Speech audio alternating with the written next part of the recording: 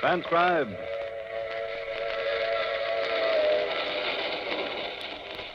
The Mutual Broadcasting System presents The Mysterious Traveler. Written, produced, and directed by Robert A. Arthur and David Kogan, and starring one of radio's foremost actors, James Stevens, in The Haunted Trailer.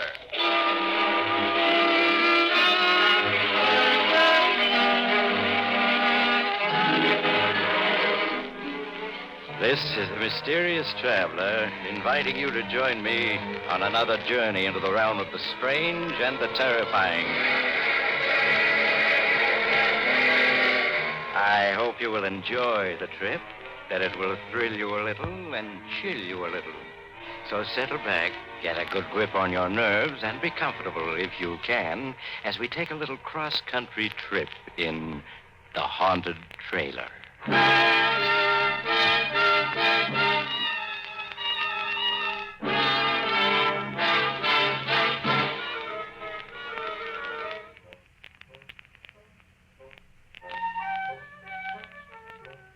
Before we begin, I have a question for you. Do you believe in ghosts? No? That's good. Then my story won't bother you in the least.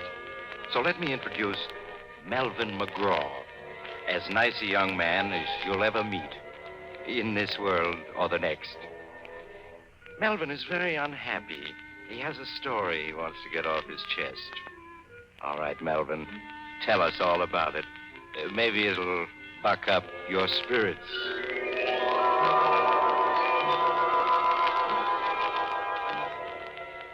Spirits. Don't mention that word to me. What I could tell you about spirits. In fact, I'm going to. You are now listening to a desperate man. And yet, just 2 months ago, I was sitting on top of the world. I was heading for California in my coupe, pulling a brand new trailer. In California, I had a girl waiting for me. Her name was Louise, and we were going to be married. We were going to take a 2 weeks honeymoon trip in the trailer, then settle down in a little vine-covered cottage. But I haven't the heart to go into details. Just say that as I drove through the Catskills, I was happier than a lark. I'd made a late start, so I drove until well after dark. Then I found myself on an empty stretch of road in the mountains with a bad storm coming up. I didn't want to drive through a storm, so when I came to a tiny, dark railroad station, I pulled off the road beside it and made myself comfortable in my own trailer. In no time at all, I was asleep. But about midnight, a terrific clap of thunder woke me up. I sat up, bumped my head, and blinked. The storm was raging outside, and the trailer door had blown open. It was banging back and forth. I got up to close it, but before I reached it, it shut itself, firmly.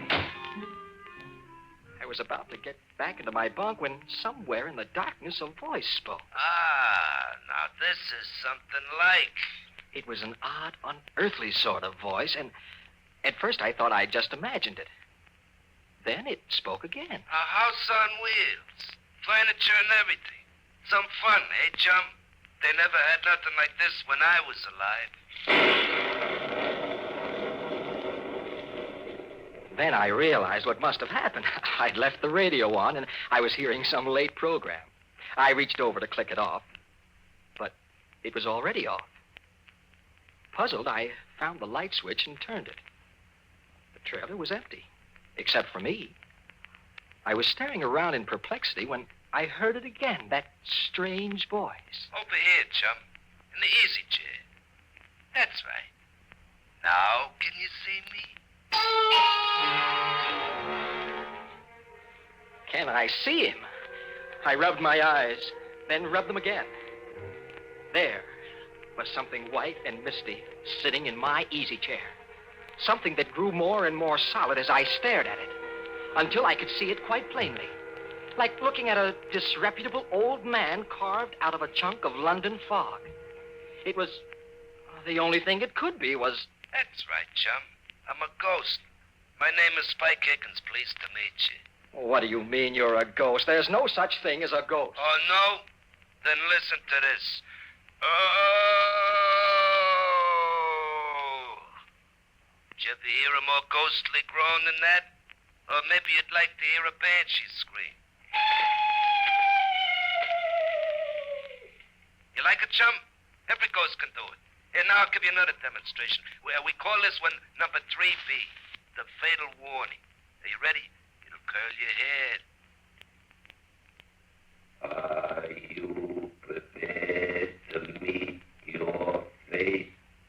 Beware. Beware. Stop. Stop. Well, I ain't even begun yet. I got a whole bag of ghostly tricks to try out. Why, it's years since I had a chance to use a single one of them. Hey, what about some invisible footsteps, eh?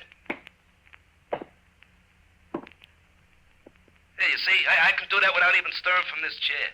And then there's the hollow knock on the front door. I'll demonstrate that, too. There. And now the door creaks open. Now, listen.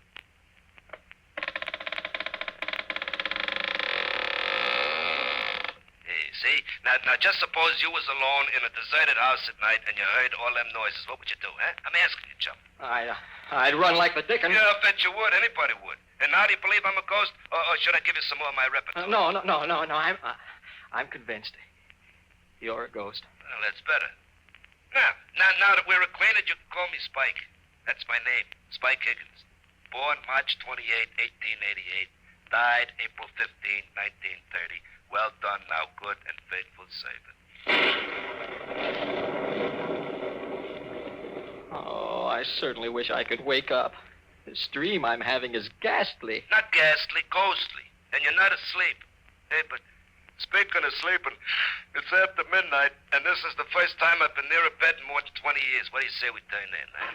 You mean you're suggesting you're going to sleep in my trailer? Well, why not? That's what a trailer's for. A home away from home. No. I won't stand for it. Now, get out. Why did you ever come in here in the first place? Well, why did you stop at my territory? Answer me that, chum. Don't call me chum. My name is Melvin. If my name was Melvin, I'd rather be called chum. Okay, Melvin, you invited me in. I did no such thing. I deny it. Well, you stopped beside my railroad station, didn't you? What do you mean, your railroad station? That old station outside, I haunted. A haunted railroad station? I never heard of such a thing. Well, there's plenty you never heard of. Well, back in 1930, I was a bum, see. I rode the boxcars.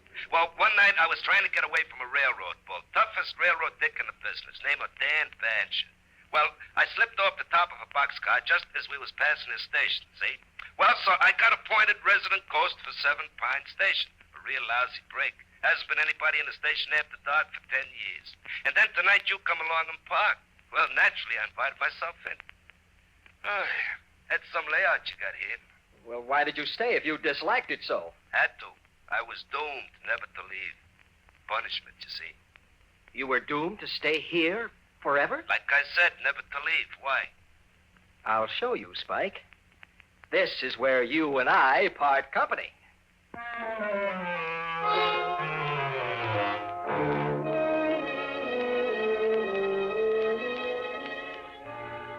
I know you think I was dreaming, but I wasn't. I was sitting there in my trailer talking to the ghost of a very disreputable-looking hobo. And I saw that I had to take drastic action. Spike had said he was doomed to stay there forever. But I wasn't. I hurried out of my trailer, climbed into my coupe, started the motor, and pulled away from there. I didn't stop until I'd gone 20 miles and left Spike Higgins' ghost safely behind me. Then I found a spot off the road, stopped, and went back to my trailer, completely bushed. Oh, boy, now for some sleep. Oh, I'm dead. Watch your language, Melvin. I'm dead, not you. Spike. Here I am, Melvin, in the other bunk. No, you can't be. You said you were doomed to stay forever back at the railroad station. Well, I said I was forbidden to leave. I didn't leave. You hauled me away in your trailer. So now the curse is broken. I can go any place I want. Then go.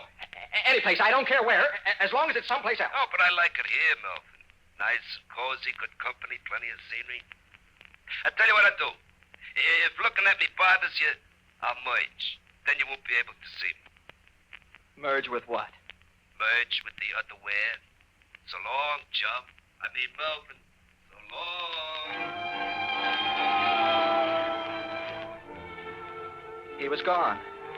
Except for me, the trailer was empty. Then I knew it had just been a dream. I took a stiff drink of scotch and tumbled into my bunk. Next morning, the sun was shining. I thought about Louise and cheered up.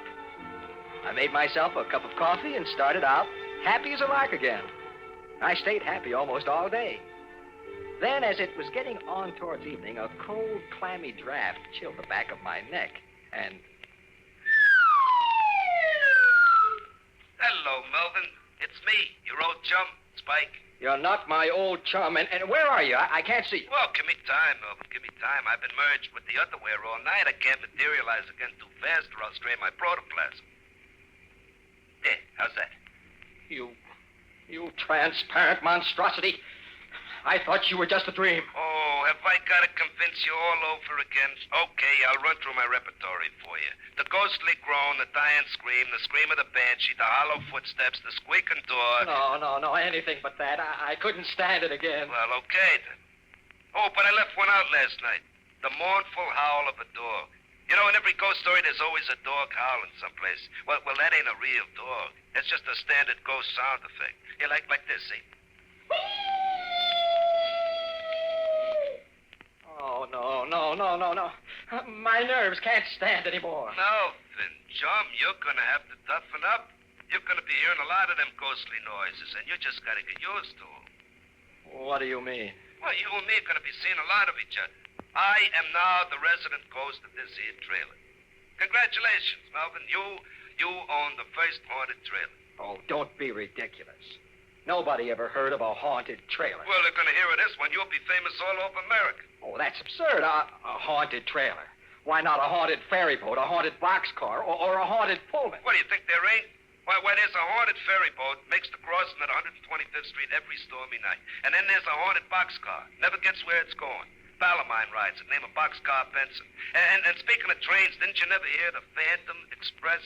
The Phantom Express? Yeah, it's an all-Pullman car job, and nobody rides it but hobos who've been given a reward, see? It only travels by twilight, and it goes 1,000 miles an hour. Always traveling, never stopping. That's heaven for us poor restless hobos. Indeed. Yeah, so what's so funny about a haunted trailer? Now, I ask you.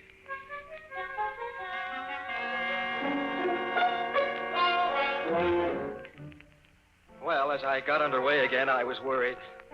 The idea of taking Louise for a honeymoon in a haunted trailer didn't appeal to me.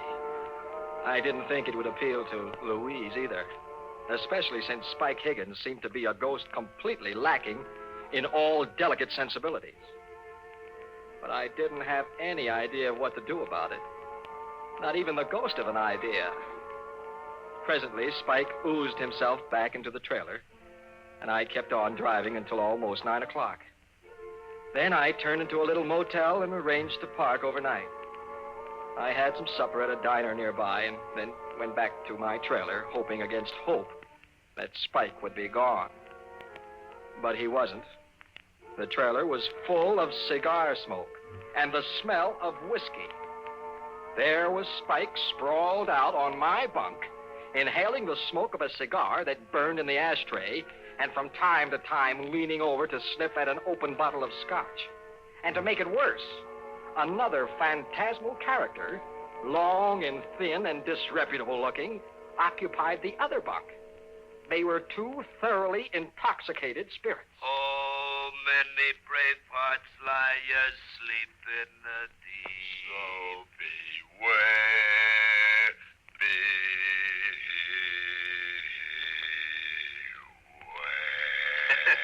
Spike, what is the meaning of this? Oh, hello, Melvin. Hey, Melvin, I want you to meet an old pal of mine, Nitro Nelson. Pleased to meet you, Melvin. I'd shake hands if I had any hands. Spike, I asked you a question. What is the meaning of this? Why, Melvin, we're just celebrating, that's all. I ain't seen Nitro for pretty near 25 years, so we're having a little fun. We're just a couple of high spirits. You get it? Huh? Very funny. Well, get this Nitro ghost out of here at once. This is my trailer, and I don't want him here. Yeah, sure, Melvin. It's your trailer, only I'm the resident ghost, see? I got full rights to extend hospitality to any other ghost, ghoul, phantasm, spirit, spook, boogeyman, werewolf, vampire, or poltergeist I want to. Look it up, the Spirit's Handbook, Section 7, Paragraph B. Besides, Melvin, There's a lot worse things than me that Spike could have invited. You know, some of them werewolves now. Brother. All right. Let's not talk about it. Just thinking of such things makes me nervous. But you'll have to stop singing. Suppose somebody heard you and came to investigate. Oh, well, okay. And anyway, it's time to turn on the radio. Turn on the radio? For what? But to hear it, stupid. Let's see. Yeah, this ought to be the right station. May I ask, merely out of morbid curiosity, what program a ghost would listen to? Well, you don't have to ask. You'll hear it.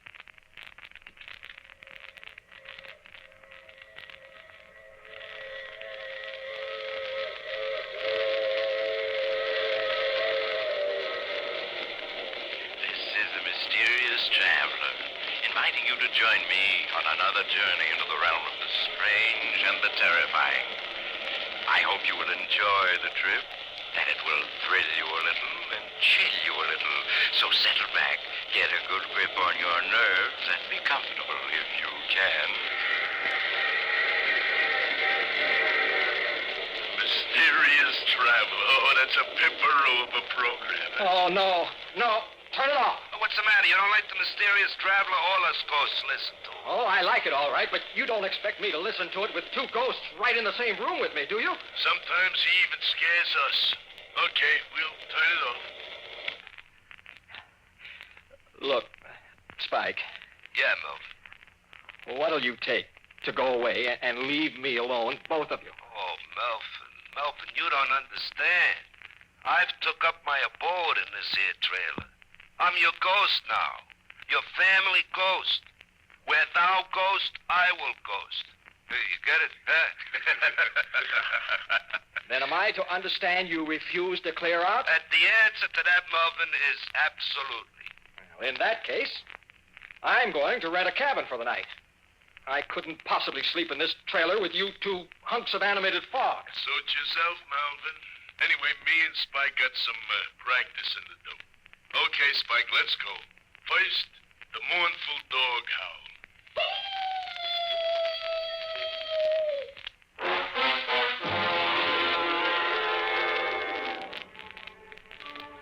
That night, I slept in a rented cabin.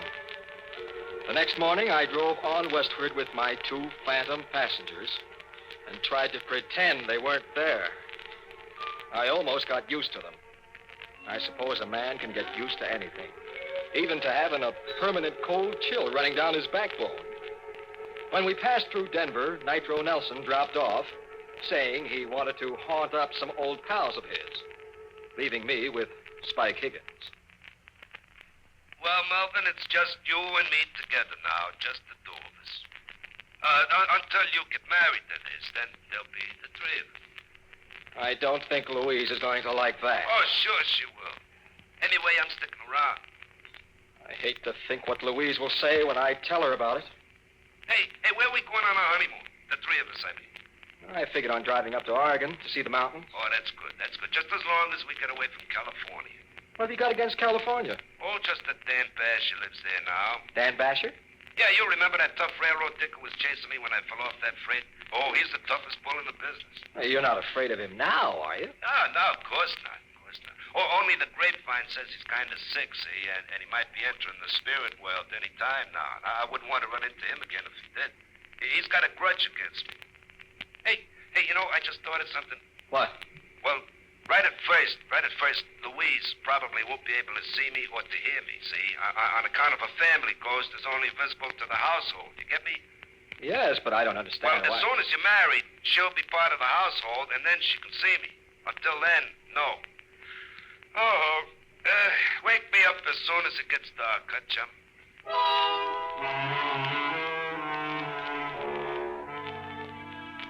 3 days ago, we reached Santa Monica. I rented parking space in an auto camp and immediately phoned Louise. Melvin, darling, I'm so glad you're here. I've been worried not hearing from you. Oh, I'll explain all about that. When can I come and see you? Well, I'd better come see you first, Melvin. You see, my uncle isn't well, and the doctor said he must have quiet. I'll be there in an hour. I hurried back to the trailer and tried to clean it up. Spike Higgins' ghost lay on a bunk and watched me cynically. Hey, take it easy, Melvin. You're no good at housework. You know, this place needs a woman's touch. Now, listen, you. You've got to promise not to frighten Louise. I told you, Melvin. She won't even know I'm here. I certainly hope not. That would ruin everything.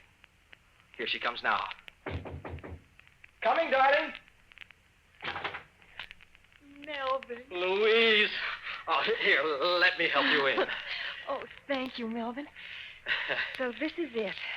The trailer you wrote me about. Uh-huh, darling.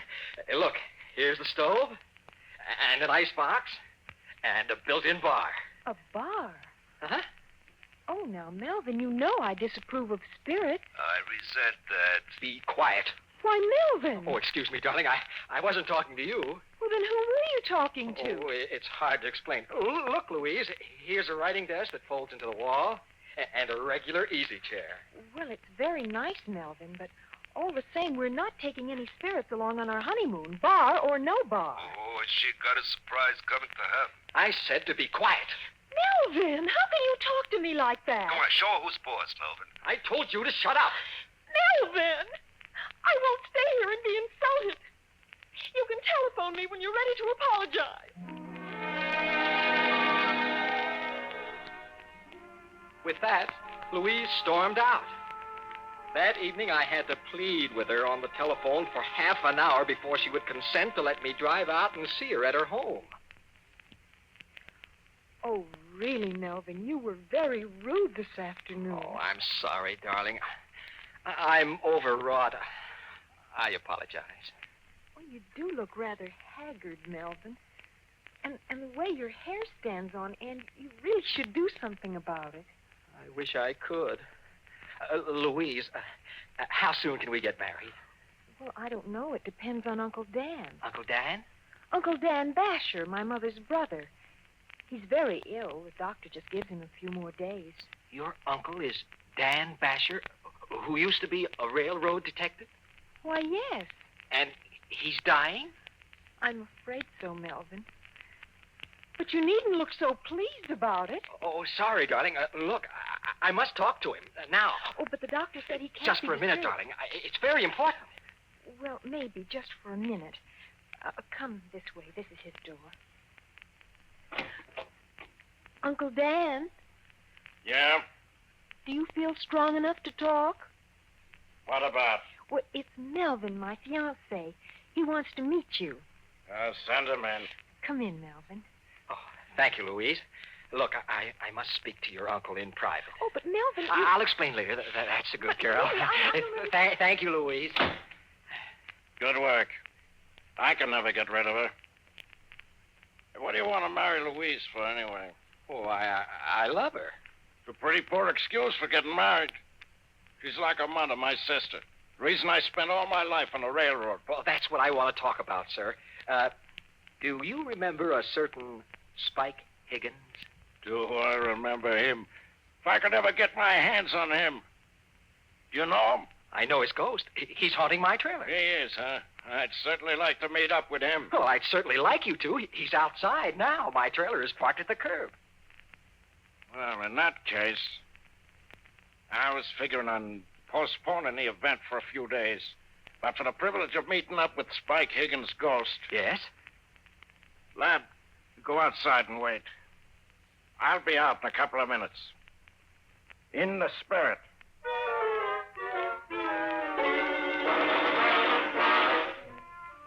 I made some excuse to Louise and hurried out to the trailer. Spike Higgins' ghost was lolling on my bunk. Oh, out so soon, Melvin? What's the matter? Oh, nothing, Spike.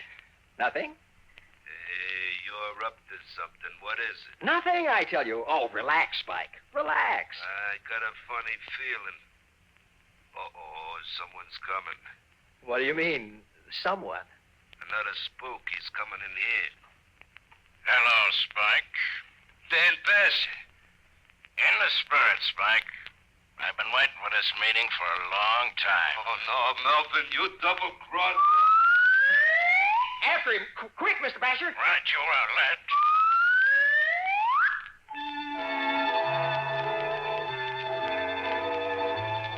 I rushed outside.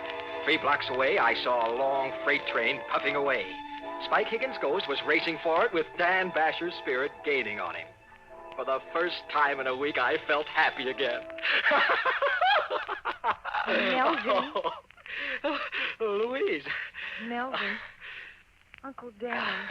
He's gone. Yes, I know he is. You know? Well, what do you mean? Well, I just saw him running for that freight train.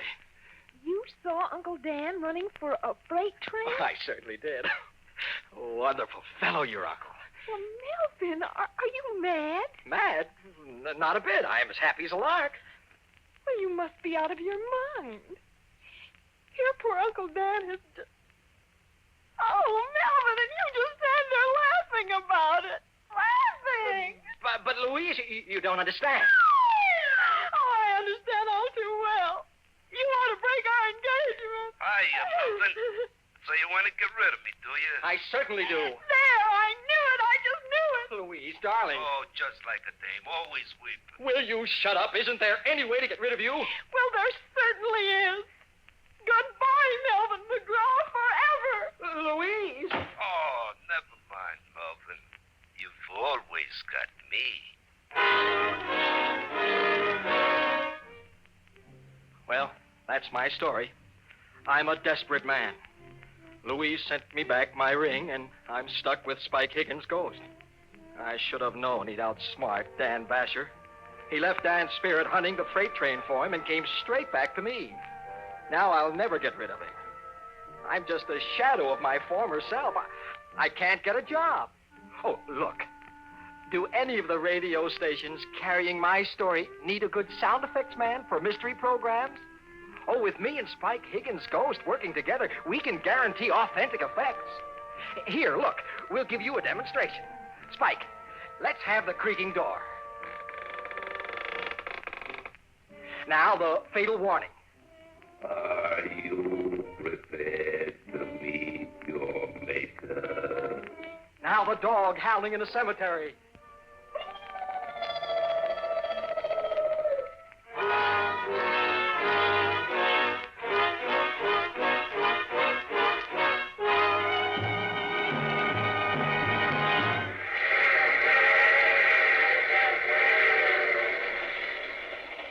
This is the mysterious traveler again. Dear me, what an odd story Melvin had to tell. Really, I don't know whether to take it seriously or not. A haunted train. It would be just the thing for my summer vacation. I do know a haunted telephone booth where I make all my calls. Oh, but I'm just joking.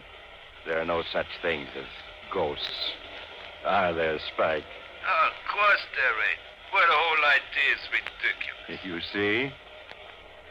Oh, you have to get off here? I'm sorry.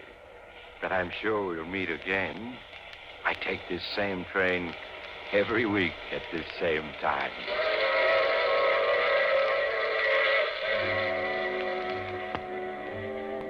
You have just heard The Mysterious Traveler.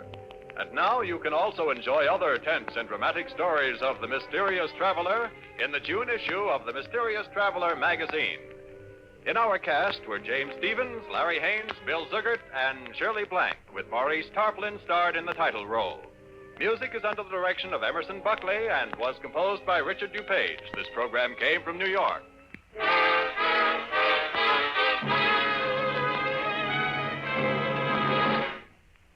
The dramatized stories of crime and the events leading up to the capture of the perpetrator are the order of the day on True Detective Mysteries.